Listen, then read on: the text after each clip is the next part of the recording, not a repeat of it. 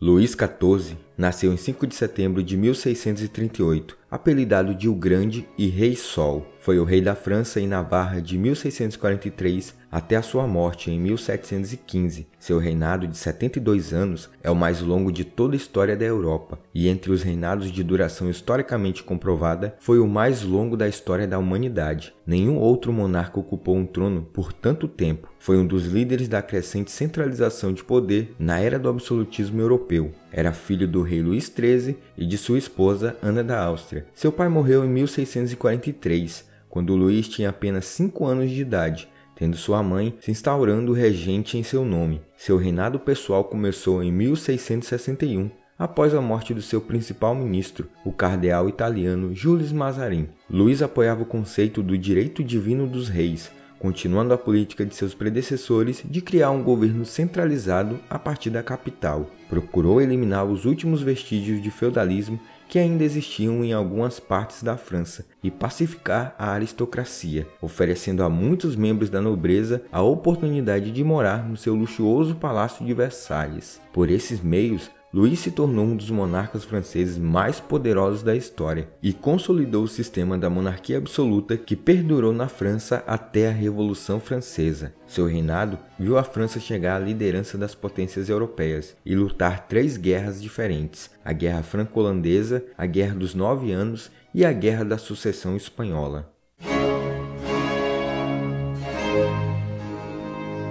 O menino era o primeiro homem legítimo a nascer na respeitável família real Bourbon em 30 anos, ou seja, desde Gastão de Orleans. A criança era robusta, já nascera com 2 dentes. A infância de Luís, a criança dada por Deus, foi marcada por 2 características, uma bastante comum, a outra tudo menos comum. Por um lado, ele via muito pouco seu pai adoentado. Todavia, os homens naquela época não conviviam muito com seus filhos pequenos, especialmente os reis em suas residências separadas. Apesar de toda a suspeita de Luís XIII em relação à esposa, o relacionamento entre os pais da criança continuou a florescer em pelo menos um sentido, já que exatamente 2 anos depois de Luís, nasceu outro menino, Filipe, no dia 22 de setembro de 1640. Tão incomum e significativo era o tempo que o pequeno Luís convivia com sua mãe. Os contemporâneos chegaram à conclusão óbvia. Ana encontrou em seu primogênito o amor que nunca encontrara no marido. O resultado foi que Luís não apenas convivia muito com sua mãe, mas também a amava demais. Em geral, com uma mãe que combinava dignidade monárquica e bondade cristã com uma capacidade de desfrutar a vida, é justo dizer que Luís adorou sua primeira infância. Seu pai não era rival, ele tinha um amor total de sua mãe, que não disfarçava sua rejeição pelo outro filho, Filipe. Antes que Luís completasse 5 anos, sua vida foi transformada. A morte de seu pai distante e ranzinza, em 14 de maio de 1643, provavelmente de tuberculose, dificilmente poderia parecer uma tragédia para a criança. 5 dias após a morte de seu pai, Luís XIV compareceu ao parlamento com apenas 4 anos de idade, para informar seus desejos como rei. Luís XIII deixou Ana como regente do menino, mas colocou um conselho liderado pelo irmão, Gastão de Orleans, para limitar os poderes da rainha. O cardeal Mazarin, sucessor de Richelieu, passou a ser o conselheiro da rainha. Ele era cortês e bastante íntimo da rainha. Alguns historiadores chegam a cogitar que os dois tiveram um casamento secreto e passaram a ter relações amorosas. É bom lembrar que o cardeal não fora formado padre, mas apenas tinha autoridade clerical, então tinha permissão para casar. Ana, entrando na casa dos 40 anos e com a experiência de um casamento infeliz realizado quando ela tinha apenas 14 anos, não sentia necessidade de sexo tão desesperada. O que ela precisava era de conselhos, lealdade e proteção. Uma amizade que, com o passar do tempo, desenvolveu em si uma grande parcela de amor. Mazarin fazia grandes esforços para auxiliar a rainha em seus deveres de regente, coisa para a qual dificilmente ela havia sido treinada. Luís tinha detalhadas instruções para sua rotina diária. Por exemplo, ele não deveria dormir numa atmosfera muito quente, já que o cérebro necessitava de ar fresco para se desenvolver. Ele também deveria dormir ao som de música e também à luz de velas para que não se assustasse. Seus cabelos não deveriam ficar muito longos, Quanto à higiene, as unhas deveriam estar limpas e as mãos lavadas regularmente com um pano úmido. A leitura foi incentivada, mas ele não gostava de ler, tinha mais interesse pela caçada. Luís era muito interessado pelo militarismo e se inspirava em seu falecido avô, Henrique IV, que foi um rei apaziguador. Em 1648, a interminável troca de hostilidades que culminou na Guerra dos 30 Anos terminaria em grande parte com a Paz de Westfália. Isto é, a França resolveu suas pendências com o Império Austríaco, embora permanecesse em guerra com a Espanha, para o desgosto da Rainha-Mãe, que queria ver o fim da guerra com seu país de origem. A Rainha-Mãe tentou prender 3 membros do parlamento que dificultavam a paz com a Espanha. Foi então que começaram alguns levantes por Paris, que mais tarde seriam conhecidos como Fronda. Para proteger os filhos, Ana se mudou do Louvre e passou a esconder os meninos.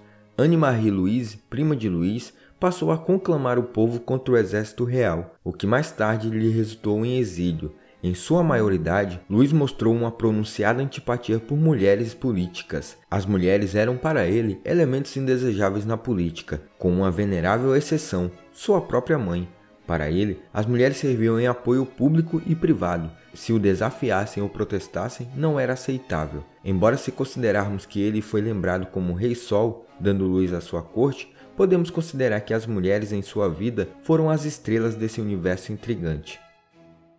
Setembro de 1651 marcou uma data significativa. Foi o aniversário de 13 anos do jovem rei e, pelas regras da realeza, sua maioridade. A ocasião foi celebrada com uma grande procissão através do coração de Paris. Em 1653, os conflitos com a Fronda cessaram e Luís passou a ser exibido por sua mãe numa série de aparições quase divinas, simbólicas de paz, não de guerra, e claro, também simbólicas do poder da coroa. A dança era um elemento chave em tudo isto. Luís XIV tinha um talento natural. Aos 8 anos dizia-se que ele dançava perfeitamente. Foi naquele ano, em um balé na noite de carnaval, que o rei vestiu pela primeira vez o traje de sol nascente, e todos os relatos da época celebram a beleza do rei em seus 14 anos. Em 7 de junho de 1654, Luís XIV foi sagrado rei da França, segundo o costume de seus ancestrais, na Catedral de Reims. Aos 15 anos, o rei estava na idade de começar sua vida sexual. A corte era repleta de meninas que o rei observava e elas o observavam, mas foi uma dama de companhia que iniciou o rei sexualmente. Kate Caolha, como era apelidada, tinha então 24 anos a mais que Luís. Disse que o incidente ocorreu quando Luís voltava dos banhos. Ela o agarrou, ou pelo menos o surpreendeu, e que foi agradável o suficiente para ser repetido em diversas ocasiões. Por volta de 1657, Luís XIV, chegando aos 19 anos, já tinha idade para se casar. É possível argumentar que ele era o mais brilhante partido da Europa. E, sendo isso verdade, a única noiva que poderia se equiparar a ele em sua soberba estatura era sua prima irmã, a infanta Maria Teresa da Espanha. Este era o casamento pelo qual Ana da Áustria rezava fervorosamente desde que os dois, praticamente ao mesmo tempo, estavam no berço. O obstáculo para isso ocorrer era a guerra entre a França e a Espanha. Ele também foi visado por outras nobres, como a rainha Cristina da Suécia e algumas filhas de seu tio, Gastão, e a filha do rei Carlos com Henriqueta Maria, Henriqueta da Inglaterra. O casamento de Luís XIV estava destinado indubitavelmente a ser uma grande questão de Estado, assim exigia seu dever. Mas o rapaz era suscetível a um rostinho bonito e um olhar langoroso, e na corte sempre havia abundância de moças atraentes e interessadas em jogar exatamente esse olhar. Anne Lucy e Maria Mancini foram duas dessas que encantaram o rei. A rainha e Mazarin logo trataram de afastá-las. Em 1658, a França auxiliada da Inglaterra de Oliver Cromwell passou a obter várias vitórias sobre a Espanha. Ao mesmo tempo, Luís XIV adoeceu de febre tifoide. Todos temeram que aquele sol de apenas 19 anos eclipsasse. Luís XIV se recuperou, para a alegria de todos. Logo, a necessidade de seu casamento para garantir um herdeiro foi debatida. Começaram a surgir as conversas de que o casamento de Luís deveria ser com Maria Teresa, filha de Felipe IV da Espanha. Assim, resolvendo dois problemas, findava a guerra e proporcionaria um herdeiro. Mas Luís ainda era muito apaixonado por Maria Mancini, cogitava até em casar com ela. Era algo inacreditável para a época. casasse por amor com uma moça de uma família italiana modestamente nobre, ainda por cima sobrinha de Mazarin, o cardeal que era odiado pelo povo. Grandes reis simplesmente não se casavam com moças como Maria Mancini, independente de quão ousadas ou adoráveis fossem. Eles faziam delas suas amantes. Isso era uma regra da época. Mazarin cogitou essa ideia, mas Luís recusou. Então Ana tratou de conversar a sós com o filho, para findar de uma vez com essa ilusão. Depois de 1 hora, ela saiu da sala que estava com Luís e confidenciou a uma cronista: "Um dia, Luís me agradecerá pelo mal que lhe causei." Em 7 de novembro de 1659, a França assinou com a Espanha o Tratado dos Pirineus, onde os franceses ganharam vários territórios em disputa, e para selar a paz em definitivo, Luís se casaria com Maria Teresa. Os primos tinham conhecimento um do outro. Na corte espanhola, era desejado que Maria Teresa se casasse com Luís. A jovem princesa espanhola respeitava muito sua tia. Segundo o costume para a realeza europeia, 2 casamentos deveriam acontecer, um por procuração e outro de fato. O primeiro aconteceu em 3 de junho de 1660, dentro das fronteiras espanholas. Já o segundo ocorreu em 9 de junho. A infanta espanhola tinha os cabelos loiros magnificamente espessos, tinha a pele bem alva, daquele tipo que só os aristocratas tinham. Sua testa era um pouco alta demais e a boca um tanto grande. Contudo, seu saliente lábio inferior Habsburgo, um traço considerado herança da grande ancestral Margarida de Borgonha e que castigaria a família Habsburgo por diversas gerações, não era considerado uma desvantagem na época. Era, na verdade, um emblema de ascendência real. Seus olhos, embora não fossem grandes, tinham uma tonalidade particularmente cintilante de azul safira. Alguns ainda podiam compará-la com a rainha Ana nos quesitos de aparência, mas lhe faltava a régia imponência. O primeiro vislumbre que o jovem casal teve um do outro ocorreu no dia 4 de junho. Também nesse encontro, a rainha Ana reviu seu irmão Filipe. Fazia 44 anos que os dois não se viam, durante os quais seus respectivos países haviam estado em guerra por um longo período. Luís até que gostou de Maria Teresa e ela admitiu: "De certo, é muito bonito." Imediatamente após o jantar, o rei sugeriu que se retirassem para os seus aposentos. Todo o ritual foi feito e a mãe de Luís fechou as cortinas da cama. A noite de núpcias foi um sucesso, diferentemente da maioria das noites de núpcias na história dos casamentos reais. Em 26 de agosto de 1660, o rei e a nova rainha desfilaram pelas ruas de Paris, na tradicional cerimônia de entrada real. Foi uma exibição magnífica de panóplia e poder, tanto espiritual quanto temporal. Maria Teresa foi transportada numa carruagem puxada por 6 cavalos cinza, com sua pessoa envolta em ouro e cada centímetro de tecido coberto por joias preciosas, tão ricamente bordado que ela deslumbrava o olhar. Maria Teresa sorria graciosa, retribuindo as saudações. A bela figura de Luís, cavalgando um vigoroso corcel baio, cujos arreios também cintilavam em joias, deixou uma profunda impressão nas multidões que testemunharam o desfile. A cerimônia de casamento foi seguida por uma jornada de lazer de 2 meses e meio a partir do sul. Durante esse período, e mesmo depois, Luís prestaria assídua corte à sua jovem esposa.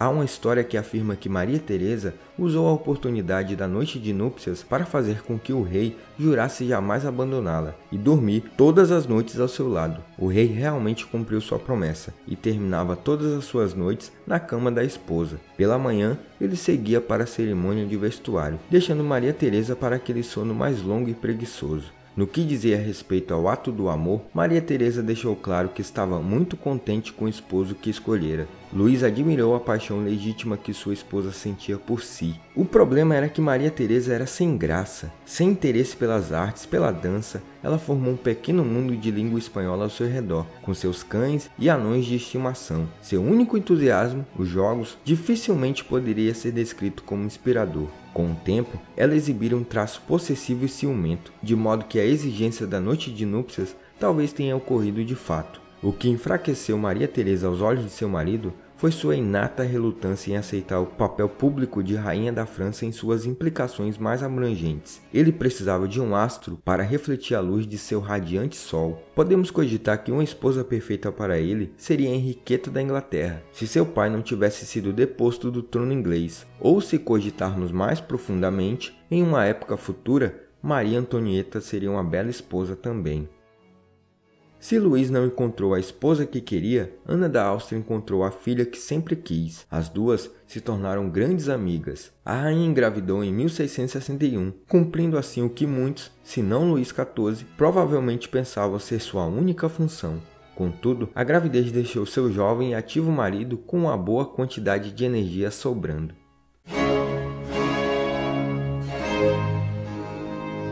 Providencialmente, como pareceu na época, o protocolo real estava prestes a fornecer ao rei uma companhia nas diversões. Esta era Henriqueta da Inglaterra, mulher do irmão do rei, casada em março de 1661. Ela se casou com Filipe apenas para cumprir o protocolo, já que ele era homossexual. O casamento dos dois também foi uma aliança, já que ela era filha do rei deposto da Inglaterra, Carlos I, e de Henriqueta Maria. Os primos tiveram um romance durante o verão daquele ano. Contudo, o romance teve vida curta, o que impediu os dois. Para um monarca e a esposa de seu irmão no século XVII, era um monte de coisas. É interessante notar que o termo cunhada não existia. Tais relações eram consideradas incestuosas. Aos olhos da igreja, eles eram agora irmão e irmã. Assim, se poderia supor que havia beijos e talvez um pouco mais, mas não a completa consumação. Logo os primos deixaram as travessas aventuras de lado, e Luís acabou se interessando pela dama de companhia da prima, Louise de La Vallière.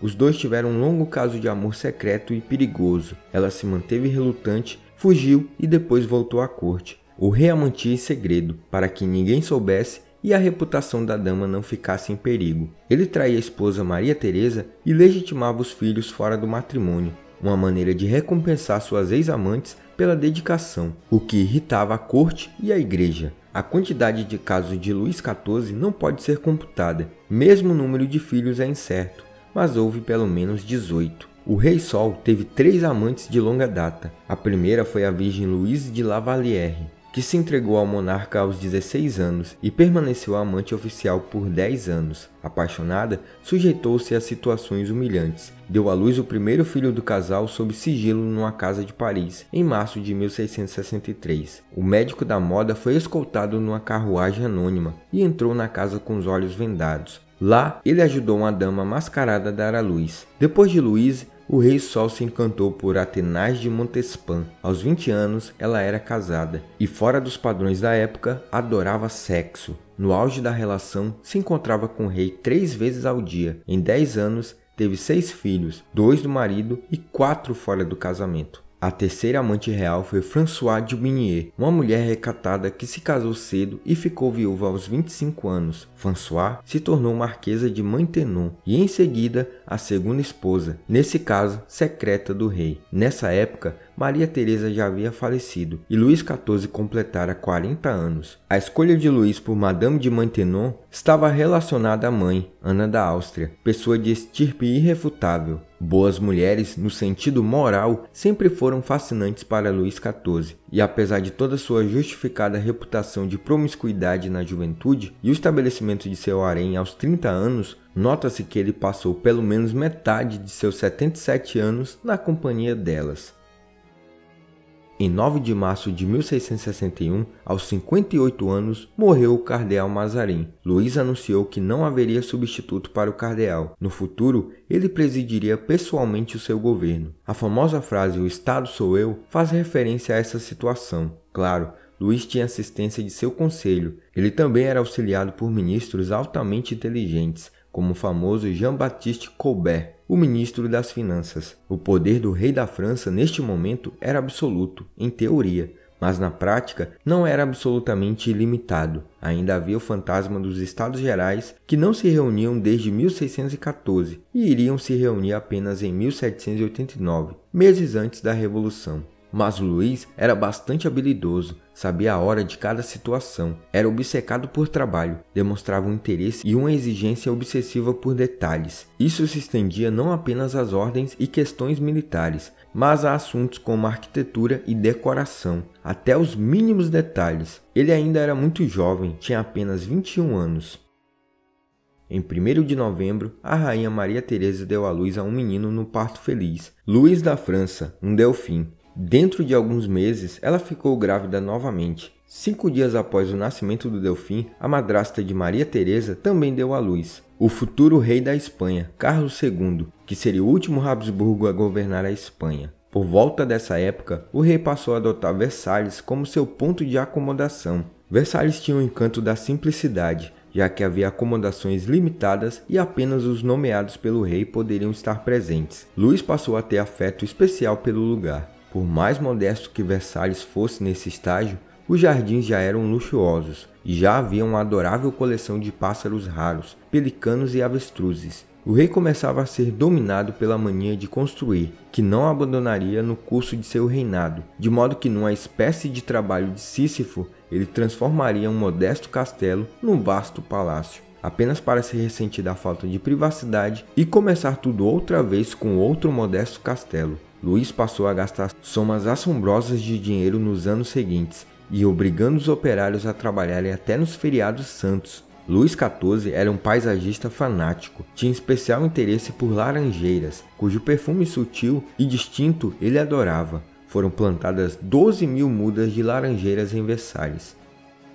Em 1664, mais uma vez, Ana e Luís teriam um confronto. Dessa vez, ela iria falar com o filho para convencê-lo para terminar seu caso com Luís, mas dessa vez, diferentemente da época de Maria Mancini, Luís se manteve firme e continuou seu caso. Naquele mesmo ano, Ana seria afetada com um câncer de mama. Ela acabou morrendo em 20 de janeiro de 1666. Luís gostava muito de sua mãe e ficou muito desolado. Nunca desobedeci minha mãe em qualquer assunto de importância, disse ele. Em 26 de janeiro, menos de uma semana após a morte de sua mãe, Luís XIV declarou guerra à Inglaterra, supostamente em apoio aos holandeses, que disputavam com os ingleses o controle das rotas marítimas. Naquela época, começou a rolar um boato de que o rei tinha uma nova favorita, Françoise Athenais, Madame de Montespan. Tinha 26 anos quando os olhos do rei recaíram sobre ela, pela primeira vez em qualquer contexto diferente de uma mera serviçal de sua esposa. Já não estava na flor da idade, em uma sociedade em que a beleza declinava após os 20 anos. Tinha cabelos longos, espessos e da cor do milho, que se cacheavam naturalmente em torno de seus ombros. Seus olhos eram imensos e azuis. Tinha uma boca saliente, com a silhueta curvilínea que atraía os olhares. Além disso, era bem-humorada e divertida. Ela era de uma família nobre, porém empobrecida. Já era casada e tinha 2 filhos, mas vivia em uma vida que não a satisfazia. Ela viu como saída dessa vida que levava se tornar amante do rei. Entre os anos de 1666 e 67, Luís XIV seduziu Madame de Montespan, ou teria sido o contrário. De qualquer forma, a grande aventura sexual de sua vida estava para começar. Mas havia uma paixão bem maior para Luís, a glória. Não a mulher, a glória significava a glória militar. Anos mais tarde, ele declararia que a paixão pela glória foi definitivamente a paixão dominante de minha alma. E em 1667, ele começou sua campanha na direção de Flandres. Nos acampamentos militares haviam tendas de seda e damasco. Luís tinha uma tenda de seda chinesa, cobertas por ricos bordados. Uma tenda continha 3 aposentos e uma câmara de dormir. E havia as damas. É claro, mulheres sempre iam à guerra, cozinheiras, prostitutas e cortesãs. Este não era apenas o capricho de Luís XIV, mas no governo do Rei Sol, as coisas tinham acontecido numa escala gigantesca, inclusive a presença das mulheres. Em 1668, Luís conseguiu vantagens em um grande acordo e conquistou várias cidades em Flandres. Para comemorar, ele decidiu fazer várias ampliações em Versalhes. Athenais, é claro, ganhou grandes aposentos que eram bem decorados. Ela tinha prazer em esbanjar na comida e nas relações sexuais com o rei. O rei chegava nos seus 30 anos. Nas horas vagas, o Rei Sol gostava de encenar papéis em seu próprio teatro. Ele geralmente representava os papéis de Netuno, deus do mar, e Apolo, deus do sol.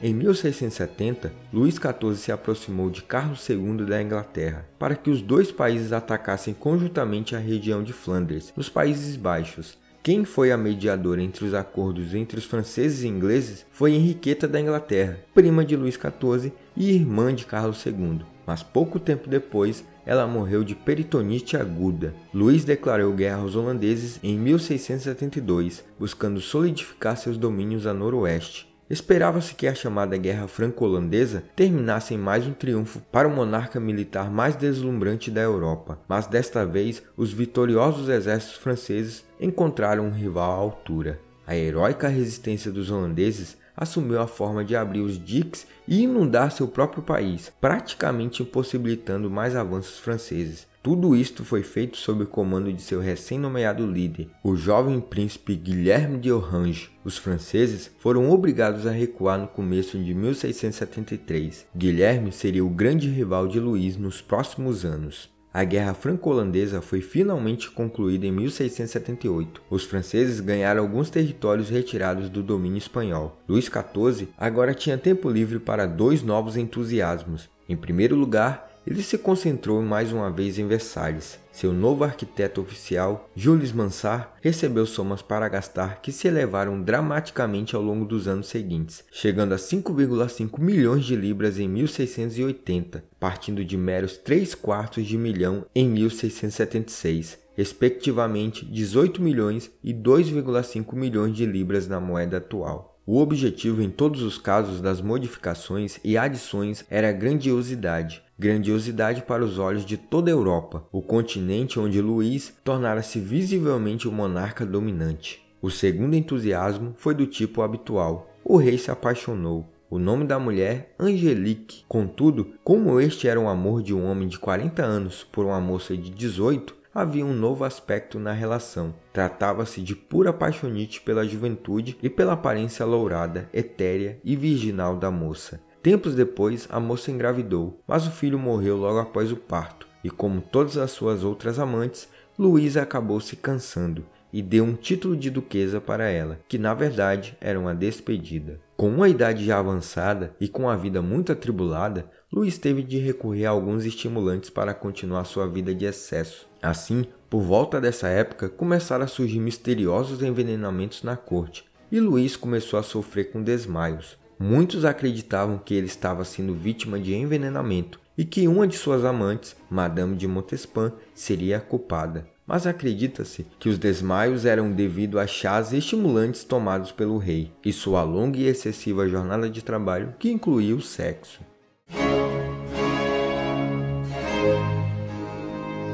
O grande sonho do rei, que ele almejava e trabalhara incansavelmente desde os tempos remotos do seu reinado, ficou pronto em 6 de maio de 1682. Enfim, o Palácio de Versalhes estava digno de receber toda a corte, embora ainda estivesse em reformas. Foi nessa data que Luís XIV oficializou o palácio como morada real. Embora fosse um lugar onde reinavam estritos valores hierárquicos, Versalhes também era cenário de extraordinária desordem. Não se tratava apenas dos perpétuos trabalhos de obras com andaimes por todo lado, cheiros, poeira e barulho. Também não havia segurança, segundo os padrões modernos. As franjas de ouro da própria cama do rei foram arrancadas, e o crime só foi descoberto quando o pacote anônimo que as continha foi deixado sobre a mesa de jantar real. Ainda assim, Versalhes era, como Luís pretendia que fosse, glorioso.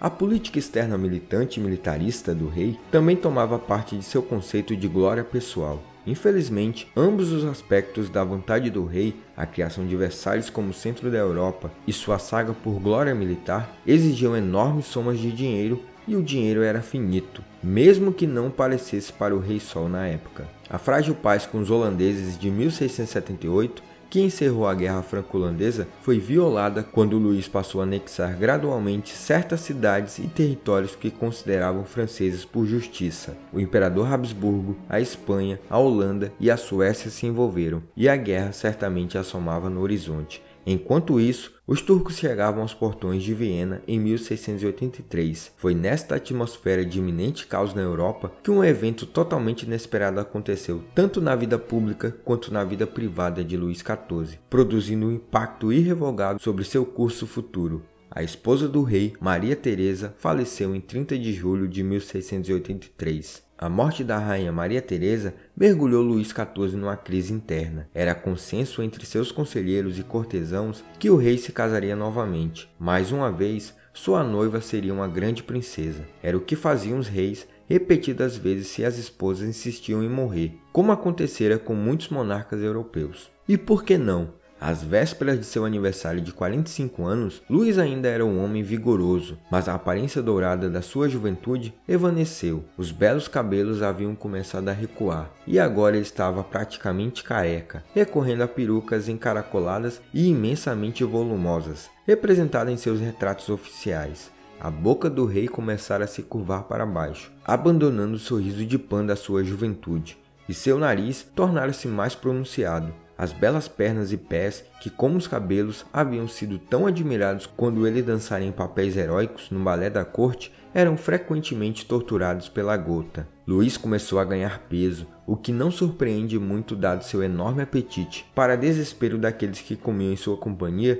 pois esperava-se que estes o acompanhassem com o mesmo apetite, mas ele ainda detinha aquela força de majestade real. Em 1684, Jules Mansart adicionou a fabulosa Galeria dos Espelhos no Palácio de Versalhes. Luís XIV estava à procura de uma nova esposa. Não faltavam princesas de idade e status acumulados. Muitos diziam que, para o bem da França, não era aconselhável que o rei se casasse, pois seu filho, o Delfim Luís, já estava na casa dos 20 anos. Ter uma nova esposa geraria uma nova família, assim poderiam ocorrer disputas pelo trono. O rei chegou à conclusão de que ele iria se casar secretamente com sua amiga e agora amante, Françoise Maintenon.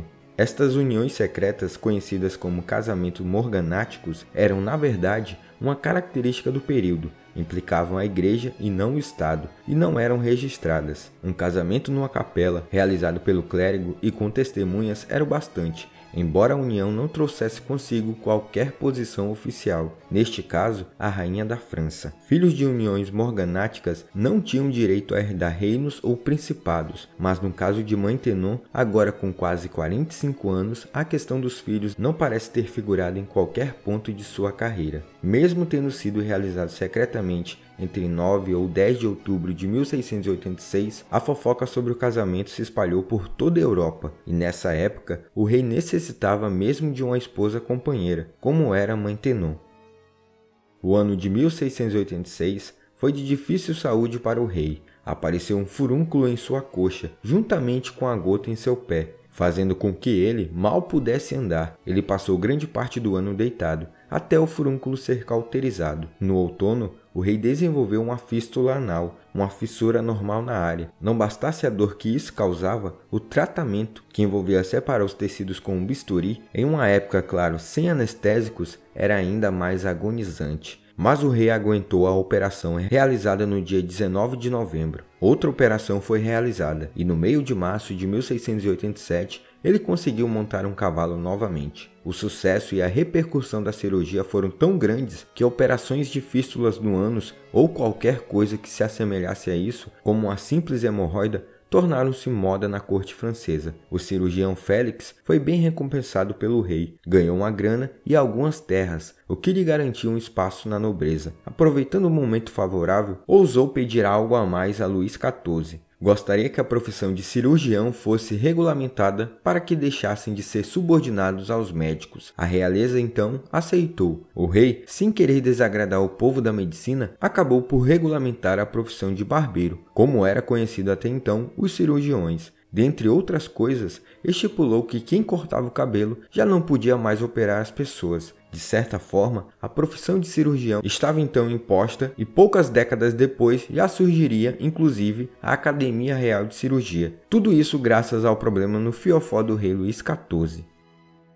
As peças de xadrez da política europeia iriam mudar. Em 1688, Luís decidiu entrar em guerra com principados onde hoje é a Alemanha, e na Inglaterra estourou a Revolução Gloriosa, onde o rei Jaime II foi deposto e em seu lugar entrou Guilherme de Orange. A rainha Maria Beatriz e seu filho infante fugiram para a França, e o rei Luís XIV os acolheram. Ao contrário do que podia se pensar, Luís XIV não apoiou Jaime II em uma possível invasão à Inglaterra e retomada do trono. Ele preferiu se envolver em uma invasão à Alemanha, guerra que duraria quase 10 anos. Guerras são sempre caras, e guerras longas trazem mais depredações para todos os povos, não importando se seus líderes estão vencendo ou perdendo as batalhas. Isto certamente foi verdade quanto à chamada Guerra da Liga de Augsburgo. Assim o povo da França começou a sofrer, Além disso, o clima passou a falhar com o Rei Sol. O cruel frio de 1692 provocou colheitas pobres e assim levou à fome no inverno de 1693. O povo passava a comer gatos e carne de cavalo mortos na sarjeta. A miséria era visível em Paris. Até Versalhes foi dilapidado.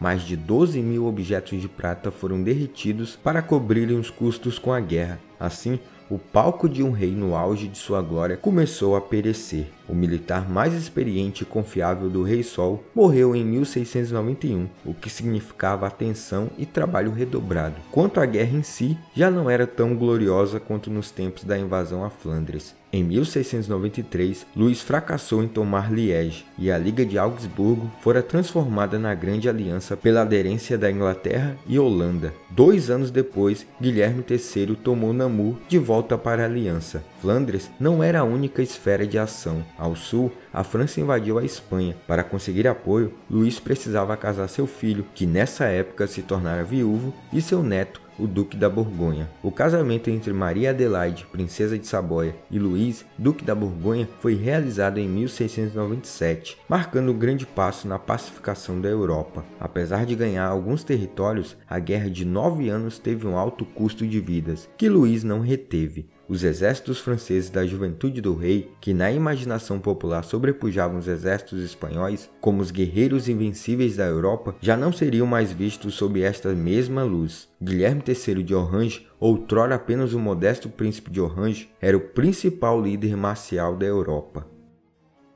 Em 1º de novembro de 1700, Carlos II da Espanha, cuja morte fora prevista desde o seu nascimento, realmente faleceu aos 39 anos. Sem herdeiro, deixou como seu sucessor o neto de sua meia-irmã, no caso o neto de Luís XIV, Duque de Anjou, que estava na França e tinha chances de herdar a coroa francesa. A princípio houve uma certa cautela, pois futuramente o jovem de 17 anos poderia ser rei da Espanha e da França, e isso seria ruim para a situação geopolítica da Europa. Mesmo assim, Luís XIV concedeu a permissão para o jovem assumir o trono espanhol, com o título de Felipe V, mas os seus concorrentes não aceitaram tão fácil assim, e se seguiu uma guerra de sucessão na Espanha. Em 1701, Luís sofreu uma grande perda. Seu irmão Filipe faleceu de derrame após uma grande discussão com o Rei Sol. A reação do grande rei à morte de Monsieur foi a de um ser humano sendo roubado de um irmão, da insubstituível ligação com a infância distante. "Não sei como aceitar o fato de que jamais verei meu irmão novamente", disse o rei. Os franceses passam a colecionar derrotas na Bavária em 1704, depois nos Países Baixos espanhóis, e em 1706 seriam derrotados em Turim. Em 1708, o Rei Sol completou 70 anos e estava ainda sem saber quem lhe sucederia. Seus herdeiros ainda eram incertos, já que seu neto, o Duque da Borgonha, ainda não tinha produzido um herdeiro. Enquanto outrora Luís foi satirizado e mais do que ligeiramente admirado por suas aventuras indecorosas, agora ele era atacado por seus fracassos no combate e pela situação econômica do país. Até sua antiga reputação de virilidade foi usada contra ele. Os poemas diziam que o rei era impotente na guerra e na cama. A França, no começo do século XVIII, tinha um rei de 70 anos cujo herdeiro imediato, o Delfim, começava a cobiçar o trono, como herdeiros imediatos de pais idosos tendem a fazer. A morte súbita é o malfeitor na escada, no que diz respeito à monarquia hereditária. Ninguém teria previsto na primavera de 1711 que o Delfim, um homem robusto e saudável de 50 anos, cairia doente de varíola, muito embora a doença fosse assassina universal e igualitária da época. Acredita-se que ele pegou a infecção ao ajoelhar numa calçada quando o padre passava carregando a hóstia sagrada. O Delfim não sabia que o padre em questão acabava de visitar uma vítima da varíola. O Delfim, Luís da França, faleceu no dia 11 de abril. Versalhes e o povo de Paris choraram por ele, pois era bastante popular. De um só golpe, o mapa da corte de Versalhes foi alterado para sempre. O Duque da Borgonha, filho do Delfim, à idade de 28 anos, era agora o herdeiro do trono, com seus 2 filhos em sequência. Sua mulher, Adelaide, ganhou o status de rainha. Desde a morte de Maria Teresa não havia uma posição feminina de tamanho poder. Fazia quase 30 anos. Mas eles não ficaram nessa posição por muito tempo. Em fevereiro de 1712, um surto de sarampo acometeu a rainha Adelaide, que morreu. 6 dias depois foi a vez de Borgonha, e a tragédia ainda não havia terminado. O pequeno filho do casal de apenas 5 anos de idade também foi fatalmente infectado e faleceu em 8 de março. Ele viveu apenas tempo suficiente para ser nomeado Delfim no lugar de seu pai, segundo a vontade do rei. Luís XIV havia perdido seu filho, seu neto e seu bisneto, 3 Delfins em um espaço de 11 meses. O filho sobrevivente de Adelaide, Luís, duque de Anjou, foi salvo apenas pela ação revolucionária e desafiadora da preceptora dos filhos da França, a duquesa de Ventadour. Os médicos queriam utilizar o método da sangria no menino, mas esta esplêndida mulher, que viu que ninguém ousava reconhecer que com seus tratamentos os médicos matavam seus enfraquecidos pacientes com mais eficiência que qualquer doença, simplesmente se trancafiou com o príncipe de 2 anos em seus aposentos e não permitiu acesso aos doutores. Assim, Luís XIV foi deixado com um pequenino bisneto que ainda exigia cuidados, e ele acabou sucedendo tempos depois, como Luís XV. É de se notar que sua nora, Adelaide, desde que chegara à França foi tratada como uma filha por Luís XIV. Ele a adorava, criou-a conforme queria, dedicava uma verdadeira devoção pela menina. É possível dizer que o rei Sol sentiu mais a morte dela do que de seus herdeiros. O Tratado de Utrecht, de 11 de abril de 1713, levou a um acordo geral europeu e norte-americano entre França, Inglaterra e Holanda. Um monarca velho e um pequeno menino como herdeiro significavam que, executando-se um acidente, como a morte da criança em questão, uma regência seria inevitável. O sobrinho de 40 anos do rei era o candidato óbvio, pois era o mais alto na linha de sucessão após Anjou. Mas Madame de Maintenon era declaradamente contra a regência de Filipe, pois o considerava muito depravado. Chegou-se a cogitar que os bastardos pudessem entrar na linha de sucessão. Assim, para agradar Maintenon, Luís deixou em seu testamento que Maine, e não Filipe, cuidasse da pessoa e educação do futuro rei menino. No começo do verão de 1715, casas de apostas inglesas começaram a receber palpites sobre a possível data da morte do rei francês. Ele estava com péssima aparência e mal conseguia andar. Luís XIV visivelmente fenecia. Ele ganhara peso na casa dos 50 e agora parecia decrépito, pois sua pele começava a pender como ocorre nas pessoas muito velhas. Restavam poucos traços do jovem Apolo e viril rei dos bons tempos. Em 12 de agosto, Luís reclamou de dores na coxa. A causa específica de sua degeneração foi o problema de sua perna, que se tornou perigoso. Chegaram até a cogitar uma amputação, mas não salvaria o rei por muito tempo, já que ele sofria de gota, pedras nos rins e arteriosclerose. De 17 de agosto em diante, o rei já não saiu de seus aposentos. Por uma questão de princípios, o rei decidiu morrer como tinha vivido, ou seja, em público. Eu vivi entre as pessoas da minha corte, quero morrer entre elas. Elas acompanharam todo o curso da minha vida. É correto que testemunhe o meu final, disse ele. Ao ver seu bisneto de apenas 5 anos e meio, Luís teria dito: logo tu serás um grande rei, e completou: tenta permanecer em paz com teus vizinhos, eu amei a guerra em demasia. Da Madame de Maintenon, ele se despediu 3 vezes, sempre que sua saúde vacilava. Em 31 de agosto, o rei já estava inconsciente e ele faleceu às 8 horas da manhã do domingo, 1º de setembro de 1715. Luís XIV estava a 4 dias de seu aniversário de 77 anos e reinara sobre a França por 72 anos, um dos reinados mais longos da história.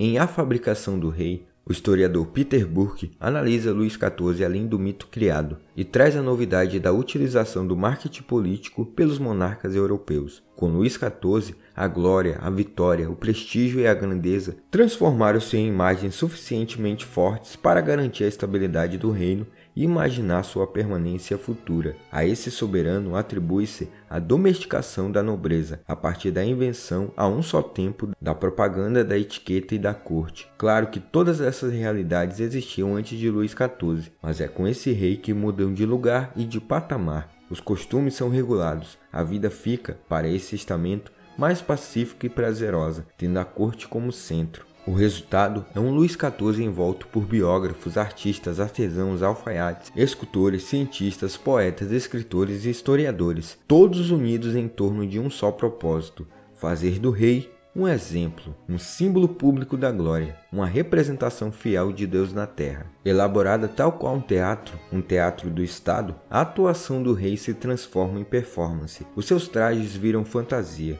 Na verdade, a figura de Luís XIV foi esculpida de maneira cuidadosa, correspondendo aos quesitos estéticos necessários à construção da coisa pública. Saltos altos para garantir um olhar acima dos demais, perucas logo ao levantar, vestes magníficas mesmo nos locais da intimidade. Enfim, trata-se de proteger a imagem de um homem público, caracterizado pela ausência de espaços privados de convivência. Tal qual um evento multimídia, o rei estava presente em todos os lugares. Era cantado em verso e prosa, retratado nos afrescos e alegorias, recriado como Deus nas estátuas e tapeçarias. Senhor de um ritual cujo controle é por princípio impecável, o monarca transformou seu exercício diário numa grande dramatização, equilibrando-se no poder por meio de concessão alargada e programada de títulos, medalhas e privilégios, dádivas que carregam a imagem do líder. Esses rituais de consagração da monarquia acabaram ajudando a cultuar e estender a própria personalidade de Luís XIV, que dessa forma paira muito acima de seus súditos. Exemplo radical do exercício e da manipulação simbólica do poder, a realeza evidencia com sua etiqueta a importância do ritual na construção da imagem pública. A partir desses exercícios e marketing político, Luís XIV foi mais que um rei. Ele foi a personificação do poder. Foi o retrato mais fiel e grandioso do antigo regime europeu. Acima dele só havia Deus, e o poder dele vinha diretamente de Deus. Olá, eu sou o professor Danilo.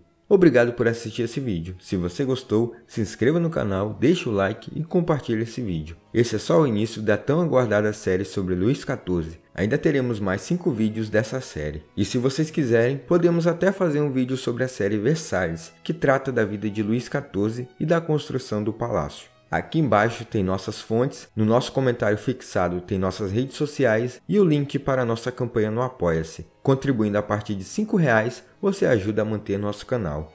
No mais, é isso. Até mais!